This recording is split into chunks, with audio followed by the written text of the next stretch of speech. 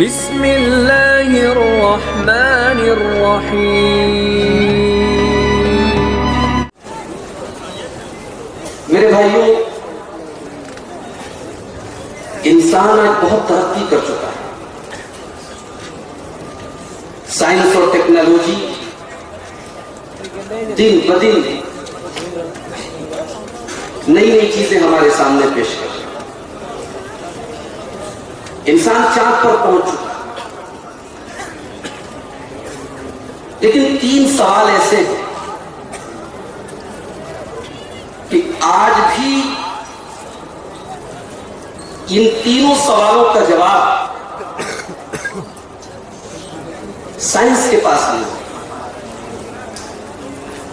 ان 3 سوالوں کا جواب کسی ڈاکٹر کے پاس آپ کو نہیں ملے، کوئی سائنٹسٹ نہیں دے سکتا، کوئی انجینئر نہیں دے سکتا۔ وہ 3 سوال کیا ہیں؟ پہلا سوال، ہمیں کس نے پیدا کیا؟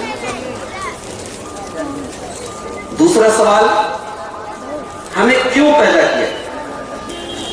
اور تیسرا سوال، مر کے ہمیں جانا کہاں؟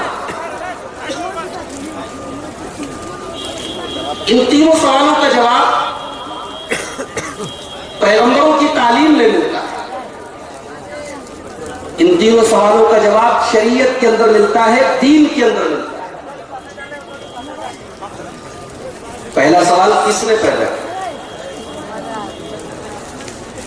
یا ایھا الناس اتقوا ربکم الذی خلقکم من نفس واحدہ، اے انسانوں اپنے رب سے ڈرو جس نے تمہیں ایک جان یعنی آدم سے پیدا کیا۔ دنیا کی تمام سائنس کی تمام ترقیاں خاموش ہے کہ اس کائنات کا کریٹر کون ہے، اس کائنات کا خالق کون ہے، ہمیں پیدا کرنے والا کون ہے۔ جواب اگر مل رہا ہے تو دین سے مل رہا ہے، شریعت سے مل رہا ہے کہ ہمیں پیدا کرنے والا وہ ہے جس کو ہم اللہ کہتے ہیں، جو ساری کائنات کا خالق اور مالک۔ دوسرا سوال، ہمیں کیوں پیدا کیا گیا؟ قرآن کریم کا 27واں پارہ اٹھاؤ، اللہ فرماتا ہے وَمَا خَلَقْتُ الْجِنَّ وَالْإِنسَ إِلَّا لِيَعْبُدُونَ، میرے بندو میں نے جنات اور انسانوں کو صرف اور صرف اپنی عبادت کے لیے پیدا کیا۔ عبادت کا مطلب کیا ہے؟ روزہ، نماز، زکات، حج، بس یہی عبادت نہیں۔ عبادت کا مطلب اللہ کی مرضی کے مطابق زندگی گزارنا۔ وَمَا خَلَقْتُ الْجِنَّ وَالْإِنسَ إِلَّا لِيَعْبُدُونَ، اللہ تبارک و تعالیٰ نے ہمیں اس لیے پیدا کیا تاکہ یہ زندگی اس کی مرضی کی، اس کی بتائے ہوئے طریقے کے مطابق گزارے۔ تیسرا سوال، مر کر کہاں جانا ہے؟ صبح آپ فجر کی نماز پڑھیں گے، فجر کی نماز، جمعہ کے دن کی فجر کی نماز میں امام صاحب پہلی رکعت میں سورہ سجدہ پڑھائیں گے۔ سورہ سجدہ میں اللہ فرماتا ہے اس سوال کا جواب دیتے ہوئے قُلْ يَتَوَفَّاكُم مَلَكُ الْمَوْتِ الَّذِي وُكِّلَ بِكُم،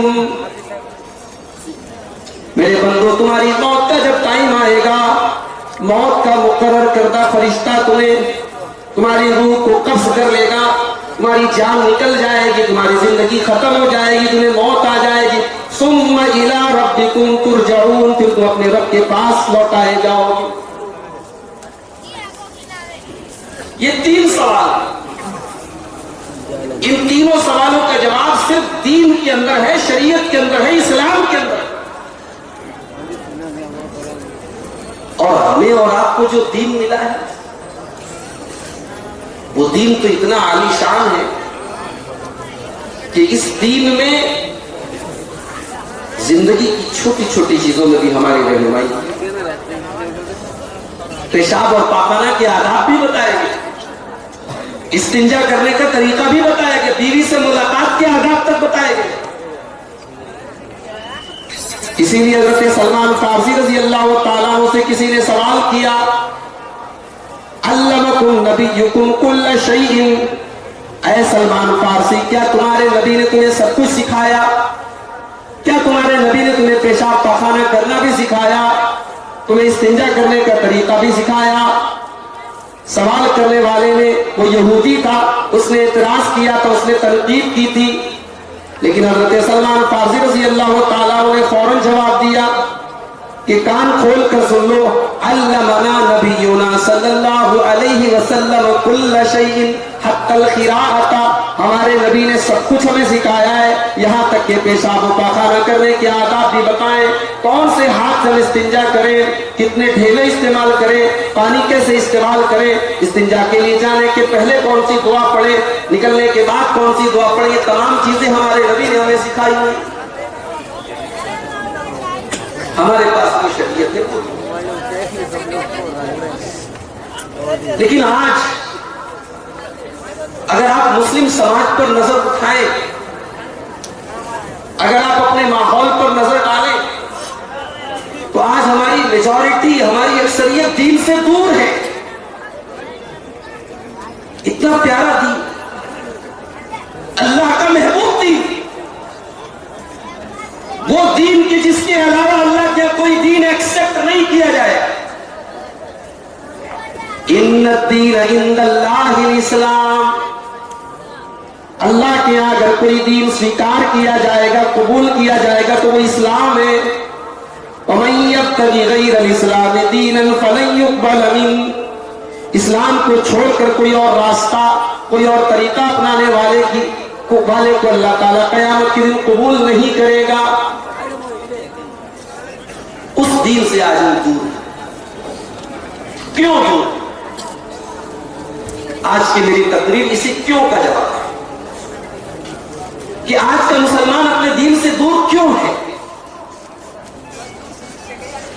باتیں تو بہت ہیں، لیکن ہم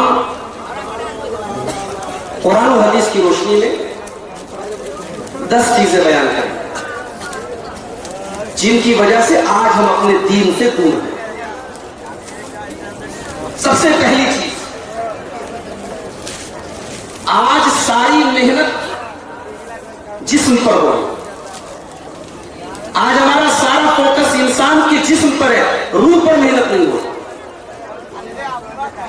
نوجوان لڑکوں کو دیکھ لیجیے،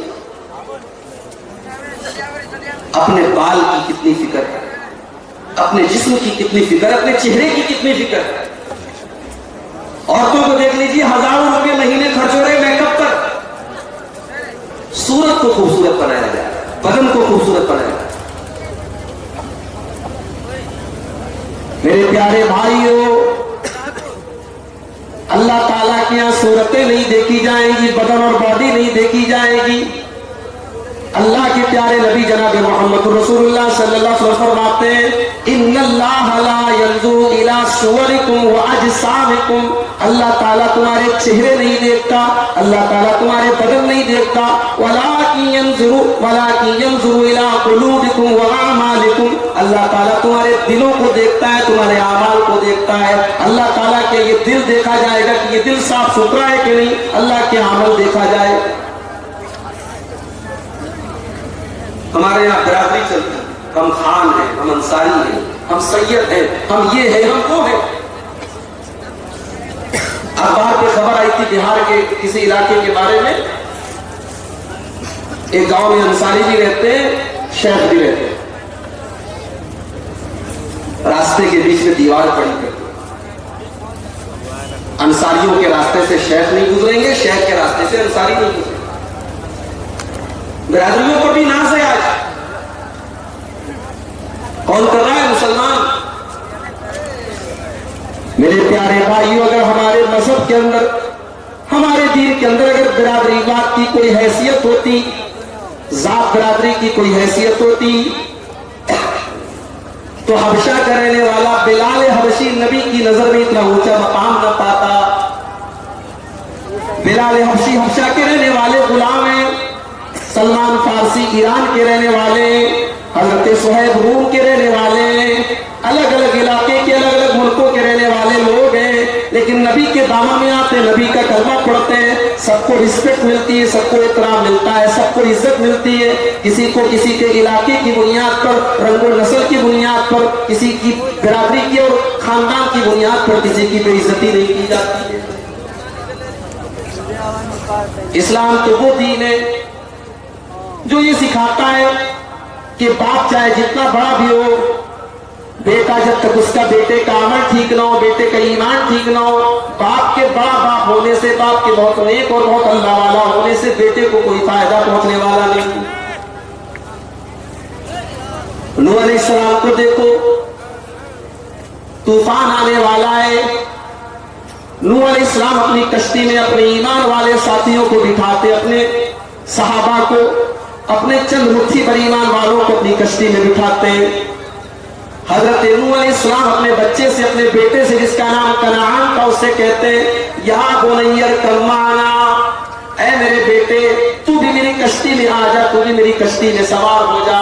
طوفان آنے والا ہے، پانی کا سیلاب آنے والا ہے، سارے کے سارے لوگ ڈوب جائیں گے، میرے بچے تو بھی ڈوب کے مر جائے گا، آ جا تو میری کشتی پہ سوار ہو جا.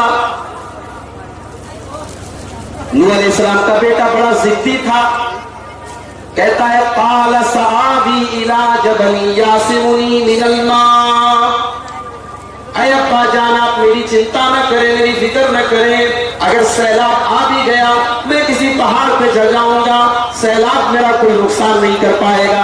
اے ابا جان میں آپ کی کشتی پر آنے والا نہیں ہوں. اور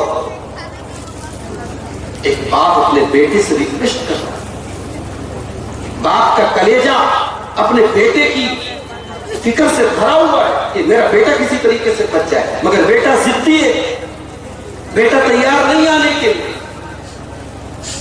بیٹا کہتا ہے ابا جان میں آپ کی کشتی میں نہیں آؤں گا. حضرت نوح علیہ السلام کہتے لا عاصم اليوم من امر اللہ، اے میرے بچے آج تو پہاڑ کے اوپر بھی چلا جائے گا تب بھی تو طوفان سے نہیں بچ پائے گا، تو پانی کے سیلاب سے نہیں بچ پائے گا. آج اللہ کا عذاب آنے والا ہے اور اللہ کے عذاب سے کوئی نہیں بچے گا، وہی بچے گا جو میری کشتی میں سوار ہوگا. قرآن کہتا ہے ابھی باپ بیٹے کی گفتگو چل ہی رہی ہے، وَحَالَ بَيْنَهُمَا الْمَوْجُ فَكَانَ مِنَ الْمُغْرَقِينَ، ابھی دونوں باپ بیٹے کی بات چیت چل ہی رہی ہے کہ پانی کی ایک لہر آتی ہے، پانی کی موجیں آتی ہیں اور نوح علیہ السلام کے بیٹے کو ڈبا کے چلی جاتی ہے. نوح علیہ السلام کا بیٹا مر جاتا ہے، نبی کا بیٹا، پیغمبر کا بیٹا، پیغمبر کی آنکھوں کے سامنے ڈوب گیا. حضرت نوح علیہ السلام اللہ کی بارگاہ میں دعا کرتے ہیں، اے اللہ تو نے وعدہ کیا تھا تو میری فیملی کو، میرے پریوار کو، میرے گھر والوں کو بچائے گا. اے اللہ یہ میرا بیٹا ہے، یہ بھی تو میرے پریوار اور میری فیملی سے تعلق رکھتا ہے. اے اللہ میرے بیٹے کو تو نے کیوں نہیں بچایا؟ اے اللہ تیرا وعدہ تو سچا ہے. اللہ نے اپنے پیغمبر کو، اپنے رسول کو تنبیہ کرتے ہوئے فرمایا اے نوح انہو عمل غیر صالح یا نوح انہو لیس من اہلک، اے نوح یہ بیٹا ضرور تیرا بیٹا ہے مگر اس کا عمل ٹھیک نہیں ہے، اس کا کیریکٹر ٹھیک نہیں ہے، اس کا ایمان ٹھیک نہیں ہے، اس کے پاس ایمان نہیں ہے. اے نوح اس لیے یہ تیرے پریوار کا، تیری فیملی کا سدسیہ نہیں ہے، یہ تیری فیملی کا ممبر نہیں ہے، یہ تیرے اہل میں سے ہونے کا حقدار نہیں ہے. پتہ چلا کہ ایمان نہ ہو، عقیدہ نہ ہو، عمل نہ ہو تو نبی کا بیٹا بھی اللہ کے نہیں بچ سکتا. اسی لیے کسی شاعر نے کہا ہے بغاوت پر ہوا مادہ تو ڈوبے نوح کا بیٹا، بغاوت پر ہوا مادہ تو ڈوبے نوح کا بیٹا، یہاں نام و نسب کی برتری سے کچھ نہیں ہوتا. او ذات برادری پر ناز کرنے والوں، وہ اپنے خاندان پر فخر کرنے والوں، اسلام کے اندر برادری اور ذات اور خاندان نہیں دیکھا جائے گا. اسلام کے اندر اللہ کے یہاں اگر دیکھا جائے گا تو آپ کا عمل دیکھا جائے گا، آپ کا تقوی دیکھا جائے گا. ساری محنت آج انسان اپنے اسٹیٹس پر کر رہا ہے، اپنے نام پر کر رہا ہے، اپنے کپڑے پر کر رہا ہے، اور اندر جو جس کو آتما کہتے ہیں، جس کو روح کہتے ہیں، وہ گندی. جبکہ دنیا میں جتنے نبی آئے وہ اسی روح کو صاف کرنے کے لیے، اللہ فرماتا ہے سورہ جمعہ کے اندر اپنے آخری نبی کے بارے میں والذی بعث فی الامیین رسولا منہم یتلو علیہم آیاتہ ویزکیہم ویعلمہم الکتاب والحکمہ. او لوگوں ہم نے اپنا آخری نبی بھیجا. کیوں بھیجا؟ اس لیے بھیجا تاکہ وہ تمہیں قرآن پڑھ کے سنائے, تمہیں حدیث پڑھ کے سنائے, ویزکیہم اور تمہیں پوتر کرے, تمہیں سوچھ کرے, تمہیں صاف ستھرا کرے, تمہاری روح کی گندگیوں کو دور کرے, تمہاری روح کے اندر جو بیماریوں کو دور کرے. ایک بیماری وہ ہوتی ہے جس کے لیے ہم ڈاکٹر کے پاس جاتے ہیں, لیکن ایک بیماری وہ ہوتی ہے جو روح کے اندر ہوتی ہے. اس کا علاج ڈاکٹر کے پاس نہیں ہے, اس کا علاج کہاں ہے؟ روح کے اندر جو بیماری ہے اس کا علاج قرآن کے اندر. یا ایھا الناس قد جاءتکم موعظۃ من ربکم وشفاء لما فی الصدور. اے انسانوں ہم نے تم کو جو قرآن دیا ہے یہ قرآن تمہارے دل کی بیماریوں کے لیے شفا ہے. تمہارے دل کے اندر جو بیماریاں ہیں ان بیماریوں کے لیے قرآن شفا ہے.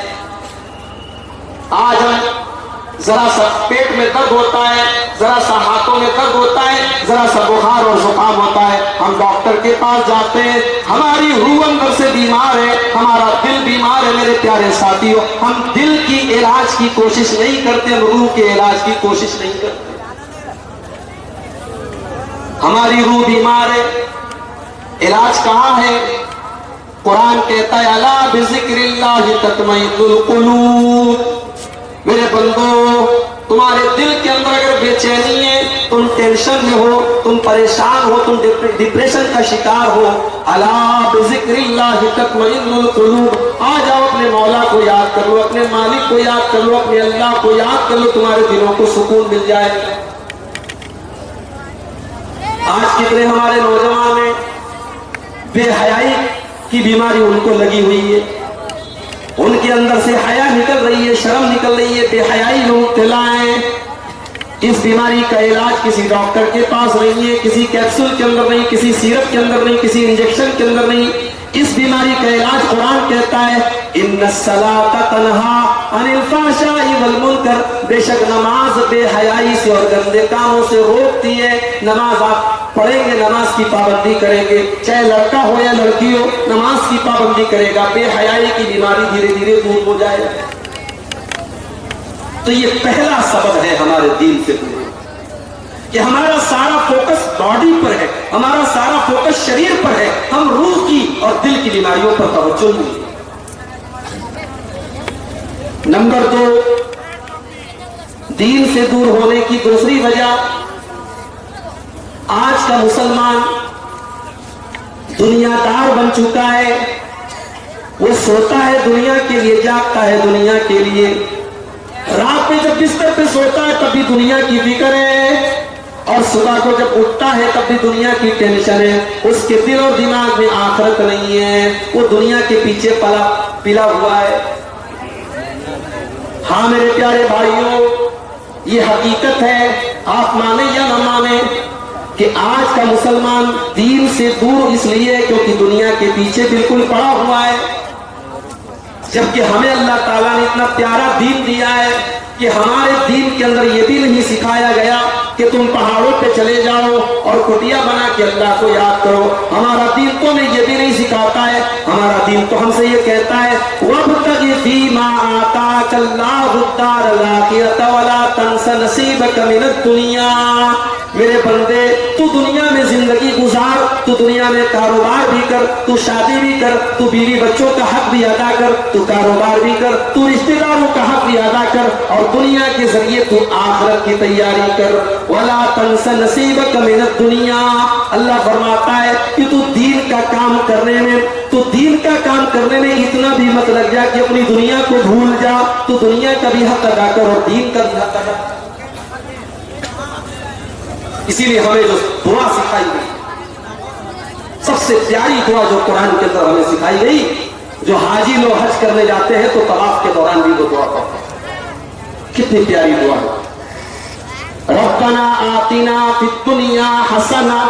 اے اللہ تو دنیا کے اندر بھی ہمیں بھلائی عطا فرما, وفی الآخرۃ حسنہ، اور آخرت کے اندر بھی تو ہمیں بھلائی عطا فرما، وقنا عذاب النار، تو جہنم کی آگ سے ہمیں بچا لے۔ حضرت سلمان فارسی کو دیکھو، یہ مدینہ کے اندر رہتے ہیں، اپنے دوست ابو دردہ رضی اللہ تعالیٰ عنہ کے پاس ایک دن سلمان فارسی اپنے دوست سے ملنے کے لیے جاتے ہیں، بخاری کی روایت ہے۔ ابو دردہ رضی اللہ تعالیٰ عنہ گھر پر نہیں ہے، ان کی بیوی ام دردہ موجود ہے، ابھی پردے کا حکم نازل نہیں ہوا ہے، ابھی صحابہ ایک دوسرے کی عورتوں سے بغیر پردے کے بھی بات چیت کرتے ہیں۔ بخاری کی روایت ہے، سلمان فارسی جب ابو دردہ کے گھر میں گئے، ابو دردہ گھر پر نہیں ہے، ام دردہ موجود ہے، اور ام دردہ نے بڑے میلے کچیلے کپڑے پہنے ہوئے ہیں، اور بال کئی دنوں سے کنگھی نہیں کی ہے، بال میں کئی دنوں سے تیل نہیں لگایا ہے۔ سلمان فارسی نے پوچھا، کیا حال آپ نے بنا کر رکھا؟ کپڑا میلا کچیلا ہے، بال آپ نے کنگھی نہیں کی ہے، کیا معاملہ ہے، کیا بات؟ ام دردہ جواب دیتی ہے، سلمان فارسی، ایک شادی شدہ عورت اچھا کپڑا کس کے لیے پہنے، بالوں میں کنگھی کس کے لیے کرے؟ میرے شوہر کو تو دن میں روزہ رکھنے سے اور رات میں نماز پڑھنے سے فرصت ہی نہیں۔ اے سلمان فارسی، میں کس کے لیے میک اپ کروں، کس کے لیے سجو دھجوں؟ میرے شوہر کو تو میری کوئی فکر ہی نہیں ہے، کوئی توجہ ہی نہیں ہے۔ سلمان فارسی سمجھ گئے مسئلہ کیا ہے، معاملہ کیا ہے۔ تھوڑی دیر کے بعد ابو دردہ رضی اللہ تعالیٰ عنہ گھر میں آتے ہیں، دسترخوان لگایا جاتا ہے، ابو دردہ کھانا نکالتے ہیں، سلمان فارسی سے کہتے کھانا کھا لو، سلمان کہتے تم بھی کھانا کھاؤ، کہتے نہیں میں روزے سے ہوں۔ سلمان فارسی کہتے تم کو نہیں، روزہ توڑنا پڑے گا، تمہیں بھی میرے ساتھ بیٹھ کر کھانا کھانا پڑے گا۔ سلمان فارسی نے روزہ توڑوایا، مسئلہ پتہ چلا کہ نفل روزہ ضرورت پڑنے پر توڑا بھی جا سکتا ہے، یہ نفل روزہ تھا، یہ کوئی رمضان کا روزہ نہیں تھا۔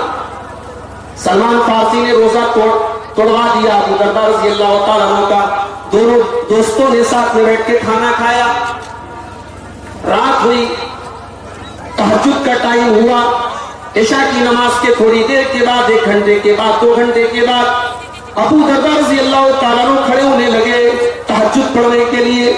سلمان فارسی نے کہا 1 منٹ، ابھی تہجد کا ٹائم نہیں ہوا ہے، ابھی آرام کیجیے۔ پھر آدھی رات ہو گئی، ابو دردہ انصاری پھر کھڑے ہوئے، سلمان فارسی نے پھر منع کیا کہ ابھی تہجد کا ٹائم نہیں ہوا ہے، ابھی آرام کیجیے۔ جب رات کا آخری پہر آیا، جب فجر کے 1-1.5-2 گھنٹہ پہلے کا ٹائم آیا، سلمان فارسی نے ابو دردہ رضی اللہ تعالیٰ عنہ کو اٹھایا، کہا کہ اے میرے ساتھی، یہ ہے تہجد کا ٹائم، یہ بہترین ٹائم ہے تہجد کا، تم آرام بھی کر چکے ہو، تم سو بھی چکے ہو، اب اٹھو، اب ہم بھی تمہارے ساتھ تہجد کی نماز پڑھتے ہیں۔ دونوں دوستوں نے ساتھ میں تہجد کی نماز پڑھی۔ صبح فجر کی نماز کے بعد حضرت ابو دردہ رضی اللہ تعالیٰ عنہ اللہ کے نبی صلی اللہ علیہ وسلم کے پاس آتے ہیں اور کہتے ہیں کہ اللہ کے نبی، میرے ساتھی نے، میرے دوست نے، سلمان فارسی نے میرا روزہ توڑوا دیا اور رات میں تہجد کی نماز مجھ سے بہت لیٹ پڑھوائی، اور اتنا سب کچھ کرنے کے بعد سلمان فارسی نے مجھ سے یہ بھی کہا کہ اے میرے دوست ابو دردہ، یاد رکھو ان لربک علیک حقا، تیرے اوپر تیرے پروردگار کا، تیرے رب کا بھی حق ہے، وان لعینک علیک حقا، اور تیرے اوپر تیری آنکھوں کا بھی حق ہے، وان لزوجک علیک حقا، اور تیرے اوپر تیری بیوی کا بھی حق ہے، وان علیک لزورک حقا، اور تیرے اوپر تیرے مہمان کا بھی حق ہے۔ اے ابو دردہ، سب کو سب کا حق دو، بیوی کو اس کا حق دو، بچے کو اس کا حق دو، اور اللہ کو اس کا حق ادا کرو۔ حضرت ابو دردہ رضی اللہ تعالیٰ عنہ نے یہ پورا واقعہ جناب محمد رسول اللہ صلی اللہ علیہ وسلم کو سنایا۔ اللہ کے نبی نے فرمایا صدق سلمان، سلمان نے بالکل صحیح کہا ہے، بالکل صحیح بات ہے۔ ہمارا مذہب تو مذہب ہے، ہمارے نبی تو نبی ہیں جو راتوں میں تہجد بھی پڑھ رہے ہیں اور اپنی بیویوں کا حق بھی ادا کر رہے ہیں، اپنی بیویوں کے ساتھ ہنسی مذاق بھی کر رہے ہیں۔ ہمارے نبی نے تجارت بھی کی ہے، ہمارے نبی نے بکریاں بھی چرائی ہیں، ہمارے نبی نے اپنے رشتہ داروں کا حق بھی ادا کیا ہے۔ میرے پیارے بھائیوں، اسلام آپ کو دنیا داری سے منع نہیں کرتا ہے، مگر دنیا میں اتنا زیادہ نہ لگ جائیے کہ اللہ کو بھول جائیے، آخرت کو بھول جائیے۔ آج ہم دین سے اس لیے بھی دور ہیں کہ آج ہم آخرت کو بھول چکے، ہم اللہ کو بھول چکے۔ جانتے ہیں کچھ چیزوں کے اندر اللہ تعالیٰ نے اٹریکشن رکھا ہے، کشش رکھی ہے۔ کون کون سی چیزوں کے اندر رکھا ہے اللہ تعالیٰ نے اٹریکشن؟ سورہ آل عمران کے اندر اللہ فرماتا ہے زُيِّنَ لِلنَّاسِ حُبُّ الشَّهَوَاتِ مِنَ النِّسَاءِ وَالْبَنِينَ وَالْقَنَاطِيرِ الْمُقَنطَرَةِ مِنَ الذَّهَبِ وَالْفِضَّةِ۔ اے انسانوں، ہم نے تمہارے لیے کچھ چیزوں کو مزین کر دیا ہے، کچھ چیزوں کو اٹریکٹیو بنا دیا ہے، کچھ چیزوں کی محبت تمہارے دل میں ڈال دی ہے۔ سب سے پہلے اللہ تعالیٰ نے من النساء عورت کا ذکر کیا ہے۔ ہر انسان، ہر مرد کو عورت کی اور ہر عورت کو مرد کی ضرورت ہے۔